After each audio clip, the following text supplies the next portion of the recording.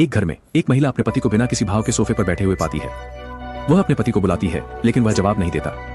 वह उसका हाथ पकड़ने की कोशिश करती है, लेकिन उसे राख का ढेर बना हुआ पाती है। नहीं, नहीं।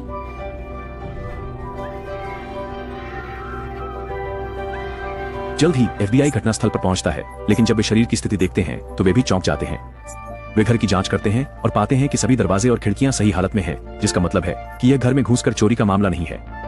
लेकिन अगर यह अचानक जलकर मरने का मामला होता तो कुर्सी क्यों नहीं जली?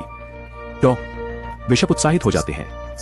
यह पहली बार है जब वह इतना अजीब मामला देख रहे हैं, इसलिए वह राख को आगे के विश्लेषण के लिए अपनी प्रयोगशाला में ले जाने का निर्णय लेते हैं। लेकिन जब एजेंट फिलिप राख देखता है तो उसे कुछ याद आता है। फिलिप एजेंट ओलिवियर से पूछता है कि क्या पीड़ित हाल ही में अस्पताल गया था। यह पता चलता है कि कुछ साल पहले एक स्थानीय अस्पताल में कई ऐसे ही मामले हुए थे और पीड़ित भी राख में बदल गए थे।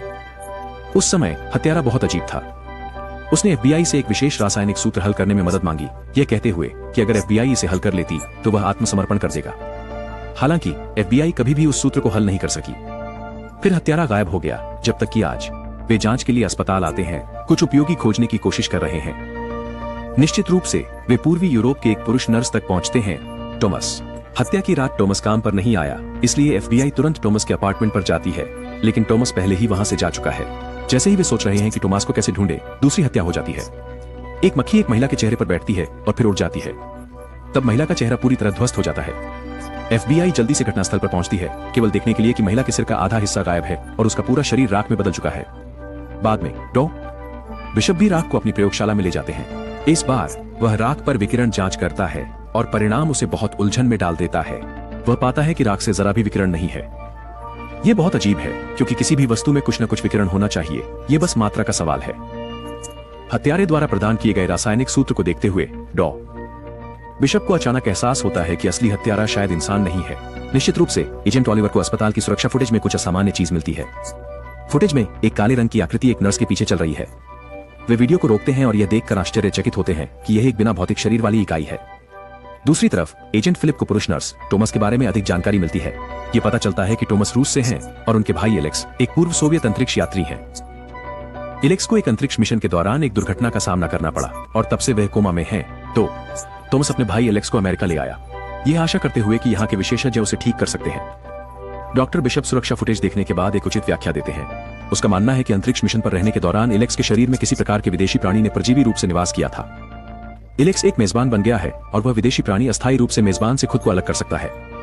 यह अन्य लोगों के शरीर की प्राकृतिक विकिरण को अवशोषित करके खुद को पोषण देता है। एलेक्स को बचाने के लिए उस विदेशी प्राणी को एलेक्स के शरीर से पूरी तरह से हटाना होगा और उस प्राणी को हटाने की कुंजी यह रासायनिक सूत्र है। इस समय टॉमस एलेक्स के साथ एक छोटे से घर में छिपा हुआ है। वह तेजी से एलेक्स के शरीर में एक तार जोड़ता है और कुछ इंतजार करता है। जल्द ही एक काली आकृति प्रकट होती है और एलेक्स के शरीर से बाहर आने की कोशिश करती है। काली आकृति को बाहर आने और लोगों को मारने से रोकने के लिए टॉमस तुरंत पावर स्विच चालू करता है। एक मजबूत विद्युत धारा एलेक्स के शरीर को झटका देती है।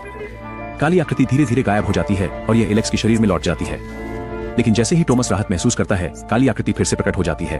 वह वोल्टेज बढ़ा देता है और अंधेरे की आकृति को फिर से दबा देता है, लेकिन इस बार यह लगभग एलेक्स को मार देता है।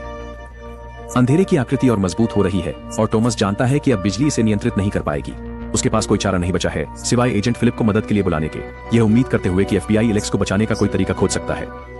इस बीच डॉक्टर बिशप ने आखिरकार फॉर्मूला हल कर लिया है, लेकिन दुर्भाग्य से डॉक्टर बिशप का मानना है कि काली आकृति और एलेक्स पूरी तरह से मिल गए हैं और जबरन उन्हें अलग करना एलेक्स को मार डालेगा।